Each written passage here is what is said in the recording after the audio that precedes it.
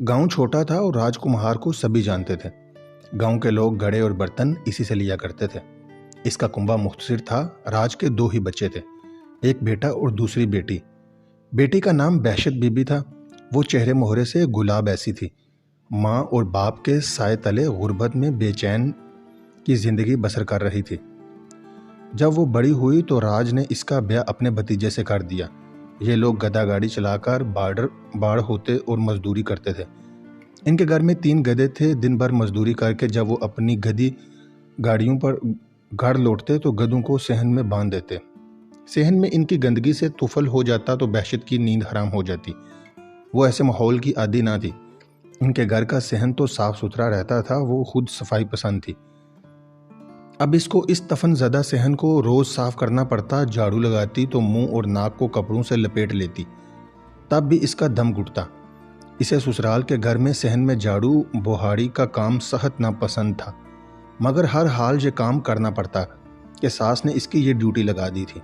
बहशत को इस घर से घिन आने लगी। वो माँ के पास आकर बहुत रोई कि मुझे वहाँ नहीं रहना, मुझे तो वड़ियल के वजूद से भी गधों की सी बू आती है। वो सारा दिन गधों की बानी करता है और घर आकर बगैर नहाए सो जाता है। जब शादी हो जाए लड़की की हर हाल गुजारा करना पड़ता है। माँ समझाती मगर इस लड़की को समझ ना आती। इसकी चची भी सहत औरत थी। वो रोज़ाना लिद्द इसी से उठवाती थी। गर्ज वो ससुराल के माहौल से समझौता न कर सकी। शोहर से इसकी लड़ाई होने लगी तो तभी बहशत की ज़िंदगी दोज़ख बनकर रह गई। वो और ससुराल से बरहम रहने लगी। बहशत शोहर को मजबूर करने लगी कि तुम माँ बाप से अलग हो जाओ और गधा गाड़ी चलाना छोड़कर कोई दूसरा काम कर लो। वो कहता कौन सा काम करूं, मुझे कोई और काम तो आता नहीं। हम शुरू से गाड़ी बानी करते आए हैं और गाड़ी बान ही रहेंगे। तुम मेरे बाप से चालाक चलाना सीख लो। चाक पर मिट्टी के बर्तन बनाने में बड़ा लुत्फ आएगा। ये काम करके तो देखो। ये बहुत मुश्किल काम है, मैं नहीं कर सकता। मैं सिर्फ गाड़ी बानी ही करूँगा। वड़ियल इसके ख्याल से मुतफिक ना हुआ तो बहशत मायूस हो गई। इसके ख्वाबों में तो शहर और वहाँ के साफ सुथरे नफीस लोग बसे हुए थे। वो कई बार बड़े घरों में बर्तन पहुँचाने बाप के हमरा गई तो इनके लोगों का रहन सहन और रख रखाव देखकर हैरान रह गई।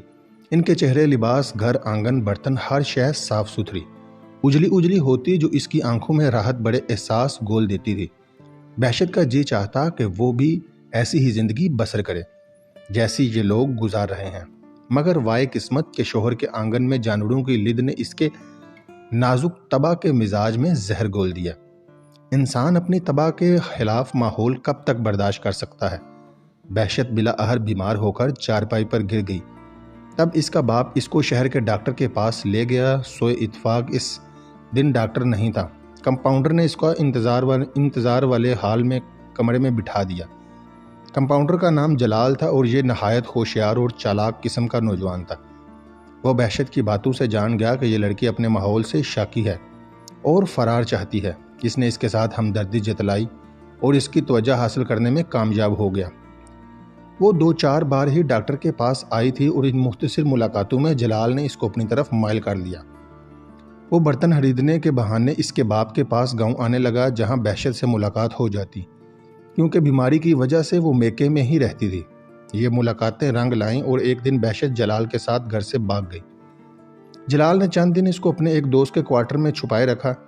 जब आस पास वाले इस बारे में सवालात करने लगे तो इसने आफियत इसी में जानी कि इसको कहीं गायब कर दे। जलाल ने परेशानी के आलम में अपने एक दूसरे दोस्त कोसर से मुश्किल बयान की और कहा कि ये लड़की अज़खुद मेरे पास आ गई थी और घर वापस जाने को तैयार ना थी। चंद दिन को पनाह दे दी कि समझा बुझाकर वापस भेज दूंगा, मगर ये समझाने से नहीं समझती। वकार अपने क्वार्टर की चाबी मुझे दे गया था। अब वो बीवी बच्चों के साथ आने वाला है। इसकी छुट्टियां ख़त्म हैं, तुम कुछ मदद करो। कोसर ने पूछा कि तुमको मुझसे कैसी मदद चाहिए। यार, इसने पनाह मांगी है, मेरी शिकायत हो गई तो नौकरी जाएगी। ये बेसहारा औरत है, तुम इसको सहारा दे दो। बेहतर है कि इसको इसके वारसों के हवाले कर दो या फिर इसके वर्सा को इतला दे दो, वो खुद आकर ले जाएंगे। कोसर ने कहा यह नामुमकिन है, वो लोग अब इसको हलाक कर देंगे, कबूल नहीं करेंगे। ये मुसीबत ज़दा है तो फिर तुम इससे शादी कर लो। मेरी तनख्वाह इतनी नहीं कि 2 कुंबे पाल सकूं। मेरी किसी ने डॉक्टर से शिकायत कर दी तो उजड़ जाऊंगा। کوثر یار تم خوشحال ہو، اگر مجھ کو 30,000 روپے ادھار دے دو تو میں یہ روپے اس کے والدین کو دے کر معاملہ ختم کرا لوں گا۔ اس کے بعد سوچیں گے کہ کیا کریں۔ بہتر تو یہ ہے کہ تم اس بیچاری سے نکاح کر لینا، یہ ثواب کا کام ہے۔ بہشت کو ایک نظر دیکھنے کے شوق میں کوثر جلال کے ساتھ کوارٹر چلا آیا۔ بہشت نے گلابی رنگت کا لباس پہنا ہوا تھا، وہ بھی اچھی لگ رہی تھی۔ 30,000 کے بدلے یہ سودا برا نہیں ہے۔ کوثر نے سوچا۔ اس نے 30,000 کی رقم جلال کو دے دی اور بہشت کو لے آیا۔ جانے جلال نے بہشت سے کیا کہا کہ وہ خاموشی سے کوثر کے ہمراہ چلی آئی۔ کوثر نے جلال سے کہا کہ مجھ کو اس عورت سے نکاح پروانے کو طلاق نامہ چاہیے، ورنہ کل کلام میں مشکل میں پھنس جاؤں گا۔ وہ میں تم کو مہیا کر دوں گا۔ کچھ دن بعد جلال نے اسے طلاق نامہ لا کر دے دیا۔ کوثر بولا یہ طلاق نامہ اصلی نہیں ہوا تو ٹھیک نہ رہے گا، تم بھی گناہ گار رہو گے اور میں بھی۔ کہنے لگا کہ یہ اصلی ہے یا نکلی، لیکن اب اس کو اصلی جانو۔ میں نے رقم دے کر اس کو بنوایا ہے اور اس میں اپنی منقوہہ ظاہر کرتے ہوئے میں اس کو طلاق بھی دے رہا ہوں، اگرچہ میں نے اس سے نکاح نہیں کیا کیونکہ نکاح کرنے سے مجبور ہوں۔ کوثر جان گیا کہ طلاق نامہ اصلی نہیں ہے، لیکن رشوت سے کون سا کام نہیں ہوتا۔ بہرحال اس نے بہشت کو بتا دیا کہ جلال نے تمہیں میرے سپرد کر دیا اور یہ طلاق نامہ بھی دے گیا ہے۔ وہ یہ سن کر حیران رہ گئی، بولی تم مجھ سے کیسے نکاح کر سکتے ہو جبکہ میرا نکاح جلال سے ہوا ہی نہیں، ابھی تک میں وریل کے نکاح میں ہوں۔ کوثر نے کہا شکریہ، تم نے مجھ کو صحیح بات بتا دی۔ میں جو کام کروں گا قانون کے مطابق کروں گا، لیکن پہلے تم بتاؤ کہ تمہارا کیا ارادہ ہے۔ اگر تم گھر لوٹ کر جانا چاہتی ہو تو میں تم کو تمہارے ورثاؤں تک پہنچا دیتا ہوں۔ اگر تم جلال کے ساتھ محبت کے چکر میں نکلی تھی تو میں ظاہر ہے کہ تمہاری محبت نہیں بن سکتا، ایسے میں تمہارے اپنے والدین کے پاس لوٹ جانا بہتر ہے۔ اگرچہ مجھ کو جلال کی اس حرکت پر دکھ ہوا ہے، مگر میں واپس لوٹ کر نہیں جا سکتی۔ وہ لوگ ہوا دیور ہوں گے، بھائی ہوں، مجھ کو زندہ نہیں رہنے دیں گے۔ اب میری زندگی تمہارے طرز کی رہن منت ہے، اب تم ہی مجھ کو ہمیشہ کے لیے پناہ دے دو۔ ٹھیک ہے، اگر تم مجھ سے نکاح پر تیار ہو تو پھر کل میں وکیل سے بات کرتا ہوں، وہی اس کا کوئی قانونی حل نکالے گا۔ اگرچہ میں کچھ زیادہ امیر نہیں، پھر بھی تمہارا خرچہ اچھی طرح برداشت کر سکتا ہوں۔ میری بیوی کی وفات کو 3 برس گزر چکے ہیں۔ تم میرے ساتھ وفادار ہوگی تو میں تم کو خوش رکھنے پر ہر ممکن کوشش کروں گا۔ بہشت کے پاس اس کے سوا چارہ نہ تھا، وہ کوثر سے شادی کر لے۔ اس نے وعدہ کیا کہ وہ عمر بھر اس کی وفادار رہے گی۔ اس کے وعدے پر یقین کرتے ہوئے کوثر نے فیصلہ کیا کہ وہ وکیل کے ذریعے کیس کرے اور بہشت کی طرف سے تنسیحی نکاح کا دعویٰ ڈال دے۔ کیس دائر ہو گیا، کچھ عرصہ پیشیاں لگتی رہیں، وارثوں کی طرف سے کوئی نہ آیا، شاید غربت کی وجہ سے وہ کسی کی پیروی نہ کر سکتے تھے۔ بہشت کے حق میں فیصلہ ہو گیا۔ اس طرح کوثر نے بہشت سے شادی کر لی، اپنا گھر بسا لیا۔ کوثر بہشت کے ساتھ شادی کر کے بہت خوش تھا۔ اس کا گھر بس گیا۔ یہ ایک سکھڑ عورت تھی جس نے گھر کو جنت بنا دیا۔ دونوں ہی 6 برس تک خوشگوار ازدواجی زندگی بسر کرتے رہے۔ اس دوران ان 2 بچے ہو گئے۔ کوثر سوچتا کہ گھر بیٹھے خدا نے اس کو ایک اچھی بیوی عطا کر دی جس کا حسن حوروں کو شرماتا ہے۔ اس میں کوئی بری عادت بھی نہ تھی۔ وہ ایک روز بھی اس عورت سے شادی کر کے نہیں پچھتایا۔ وہ سکون میں تھا اور بہشت بھی مطمئن نظر آتی تھی۔ اس نے نہ کبھی کوثر سے کوئی فرمائش کی اور نہ ہی ایسی کوئی بات کہی کہ جس سے اس کا دل پریشان ہوتا۔ ایک روز علاقے کے بڑے زمیندار کی طرف سے کوثر کو بلاوا آ گیا۔ کوثر زمیندار کے پاس گیا تو اس نے کہا کہ تم نے جو زمین مجھ سے ٹھیکے پر لی ہے اس کو اچھی طرح آباد کیا ہے اور میں تم کو معقول معاوضہ دے کر زمین واپس لے لی تھی۔ اب اگر تم میری دوسری غیر آباد زمین پر آباد کاری کرو تو اس کا بھی میں تم کو اچھا معاوضہ دوں گا اور کچھ زمین بھی دے دوں گا۔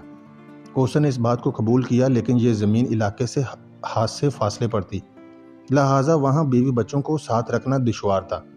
وہاں کسی قسم کی سہولیات بھی نہ تھی۔ کوثر نے بہشت سے مشورہ کیا۔ وہ بولی بچوں کے مستقبل کی خاطر تم یہ ٹھیکہ لے لو اور آباد کاری کر لو تو تھوڑے عرصے میں ہم امیر ہو جائیں گے۔ میں جہاں رہ رہی ہوں ارد گرد سب تمہارے جاننے والے اور کچھ رشتہ دار لوگ بھی ہیں، یہاں مجھے کوئی ڈر نہیں ہے، تم ہفتے کے ہفتے چکر لگاتے رہنا کرنا۔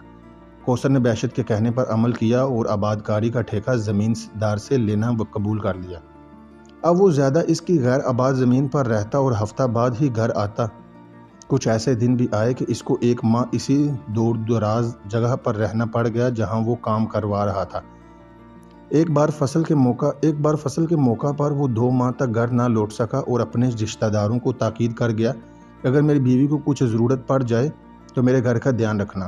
2 ماہ بعد جب کوثر گھر لوٹا تو بہشت کو وہاں موجود نہ پایا۔ ارد گرد معلوم کیا، ایک ہمسائے نے بتایا کہ 3 روز قبل ہی وہ اپنے بچوں کے ساتھ چلی گئی ہے۔ جاتے ہوئے کسی کو کچھ نہیں بتایا، ہم سمجھے کہ آپ کے کسی رشتہ دار کے گھر جا رہی ہے۔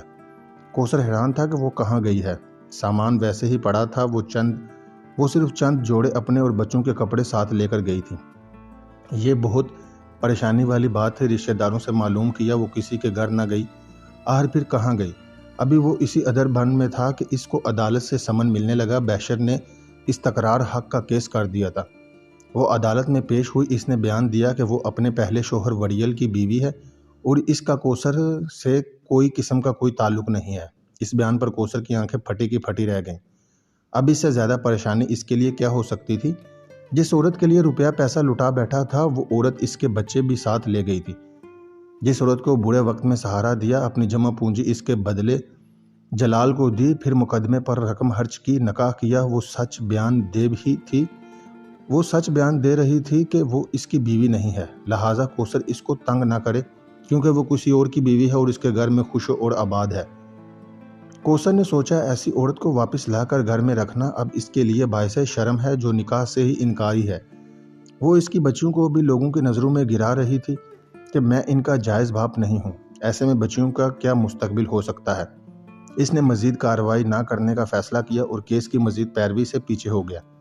وہ اب بہشت کو نہ رکھنا چاہتا تھا۔ اس نے اس کے اعتبار کو پارا پارا کر دیا تھا، جس نے اس کو خون کے آنسو رلایا تھا اور اس کی شرافت پر دبا بن گئی تھی۔ اس نے جو کیا اس عورت کی خواہش اور بہتری کے لیے کیا تھا، لیکن انسان بھی عجیب شے ہے جس کے بدلتے دیر نہیں لگتی۔ اس نے بہشت کو طلاق دے دی۔ وہ جلال کے پاس گیا اور اس کو تمام احوال کہا۔ وہ بولا، اگر تم اپنی بچیاں واپس لینا چاہتے ہو تو رقم دے کر صلح صفائی سے لے لو۔ یہ لوگ رقم لے کر نہ صرف تم سے دشمنی ختم کر دیں گے بلکہ تمہاری بچیاں بھی واپس لوٹانے پر راضی ہو جائیں گے۔ اس کے لیے ان کے علاقے کسی معتبر آدمی کے پاس جانا ہوگا جس کے دباؤ میں یہ لوگ ہوں۔ اس معتبر آدمی کا میں پتہ معلوم کروا لوں گا۔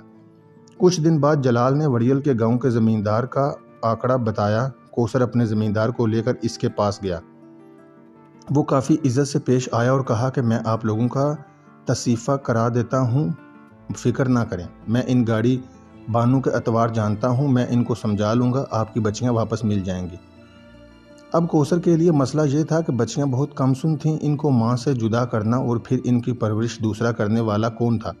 بہرحال اس علاقے کے زمیندار نے گاڑی بانوں کو بلا کر بات کی اور 30,000 لے کے بدلے میں انہیں ان کی بچیوں کو لوٹانے کا وعدہ کیا۔ آدھی رقم انہوں نے معاہدہ لکھتے وقت لینے کا تقاضا کیا اور آدھی اس وقت جب وہ بچیاں اپنے زمیندار کے حوالے کرتے جو کوثر کو سپرد کرنے کا پابند تھا۔ بچیوں کو مزید 4 سال ماں ہی اس کے رہنا تھا تاکہ وہ کچھ سمجھدار ہو جائیں۔ معاہدہ ہو گیا۔ کوثر نے سوچا، اس دوران میں کسی نیک گھرانے کی اچھی عورت سے شادی کر لوں گا، تب بچیاں ستیلی ماں کی دیکھ بھال میں آ جائیں گی۔ معاہدے کو 6 ماہ بھی نہ گزرے تھے کہ گاڑی بانوں کے علاقے میں زمیندار نے اطلاع کرائی کہ کوثر کی بچیاں گاڑی بان ان کے سپرد کر گئے ہیں، آ کر لے جائیں۔ کوثر اپنے زمیندار کے ہمراہ وہاں گیا تو بچیاں اس کو مل گئیں، کیونکہ اس کی ماں کو اس کے وارثوں میں سے ایک نے قتل کر دیا تھا اور یہ بہشت کا اپنا بڑا بھائی تھا جو ان دنوں دبئی میں کمانے چلا گیا تھا۔ چند سال محنت مزدوری کر کے جب وہ لوٹا، ایک روز اچانک ہی اس کی سوئی ہوئی غیرت نے جوش مارا۔ بہشت میکے آئی ہوئی تھی۔ نند باوج کی لڑائی میں بہشت نے بابی کو کوئی ایسی بات کہہ دی جس سے اس کی بابی نے جوابی کارروائی میں بہشت کو یار کے ساتھ بھاگ جانے اور اس کی بچیوں کو ناجائز ہونے کا طعنہ دیا۔ بہشت کو طیش آ گیا اور وہ باوج کے گلے پڑ گئی۔ اس نے کہا میرے ہیں تو نہ تمہارے بچے بھی ناجائز ہیں۔ اسی وقت اس کا بھائی گھر کے اندر آیا۔ اس نے ڈنڈا اٹھا کر روزے سے بہن کے سر میں دے مارا۔ ایسی شدت کی چوٹ لگی کہ وہ گر کے بے ہوش ہو گئی۔ اس کا باپ اس کو ہسپتال لے گیا مگر وہ ہوش میں نہ آ سکی۔ کئی دنوں تک کوما میں رہنے کے بعد اسی حالت میں فوت ہو گئی۔ کوثر کو تو اس کی بیٹیاں مل گئیں۔ اس نے معاہدے کے مطابق گاڑی بانوں کو بھی بقیہ رقم ادا کر دی، لیکن بچوں کو دوبارہ عمر بھر نہ ماں کی شکل دیکھنی نصیب ہوئی اور نہ وڑیل کو دوبارہ بہشت مل سکی، کیونکہ وہ تو منو مٹی تلے دفن ہو گئی تھی، حالانکہ وہ عمر بھر گھر کی جنت کے لیے بھٹکتی رہی۔ کاف جڈو۔